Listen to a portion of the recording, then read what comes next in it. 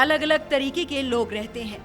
हम बात लोगों के व्यवहार की नहीं, लोगों के लिंग की कर रहे हैं। स्त्री पुरुष से हटकर उस लिंग की बात करने जा रहे हैं जिसे दुनिया में कोई स्वीकार नहीं करता, जिसके बारे में घर में एक छोटा बच्चा अपनी माँ से पूछता है कि ये अलग क्यों है और कौन है।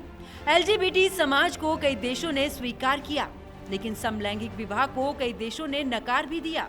कई देशों में इनके विवाह के लिए मान्यता दिलाने के लिए आगे बढ़ चढ़कर भी आए, लेकिन कई देश ऐसे हैं जहां ईसाई पादरियों ने समलैंगिक विवाह को समर्थन तो दिया, लेकिन उनके लिए कानून से छेड़छाड़ और परिवर्तन की मांग उठा दी। जी हाँ, हम बात कर रहे हैं ब्रिटेन की। ब्रिटेन स्थित चर्च ऑफ इंग्लैंड के आधे से अधिक पादरियों ने समलैंगिक विवाह का समर्थन किया है। साथ ही समलैंगिकों की शादी कराने की अनुमति के लिए चर्च के कानून में परिवर्तन की भी मांग की है। वहीं 75% से अधिक पादरियों का कहना है कि ब्रिटेन को अब ईसाई देश नहीं कहा जाना चाहिए। ये बात सच और झूठ पता करने के लिए विदेशी मीडिया ने चर्च ऑफ इंग्लैंड के पादरियों का एक सर्वे किया। इस सर्वे में 53.4% पादरियों ने समलैंगिक विवाह का समर्थन किया। साथ ही समलैंगिक शादी कराने का भी समर्थन किया। उल्लेखनीय है कि साल 2014 में समलैंगिक विवाह को कानूनी मान्यता मिलने के बाद इंग्लैंड के एंग्लिकन पादरियों से इस बारे में सवाल किया गया। तब 51% पादरियों ने समलैंगिक विवाह को गलत बताया था। वहीं 39% पादरियों ने इसका समर्थन किया था।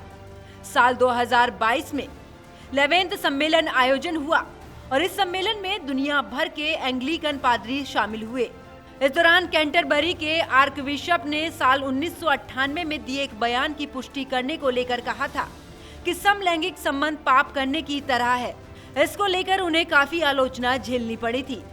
हालांकि अब किए गए सर्वे में सामने आया है कि इंग्लैंड में 64.5% पादरियों का कहना है कि समलैंगिक संबंधों को पाप या उनकी मजहबी ग्रंथों के खिलाफ नहीं माना जाना चाहिए।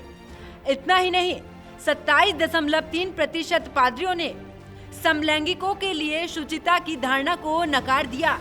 साथ ही 37.3% पादरियों ने कहा कि वो समलैंगिकों के बीच यौन संबंधों से उन्हें किसी भी प्रकार की समस्या नहीं है।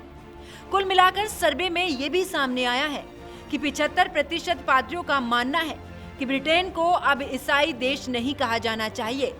वहीं 74% पादरियों ने कहा है कि ब्रिटेन को ऐतिहासिक रूप से ईसाई देश तो कहा जा सकता है, लेकिन मौजूदा स्थितियों को देखते हुए इसे ईसाई देश नहीं कहा जाना चाहिए। सवाल ये उठता है कि अगर समलैंगिक विवाह को मान्यता पूर्ण रूप से दी जाएगी तो आगे की पीढ़ी पर इसका क्या प्रभाव पड़ेगा। Bureau report, news watch India.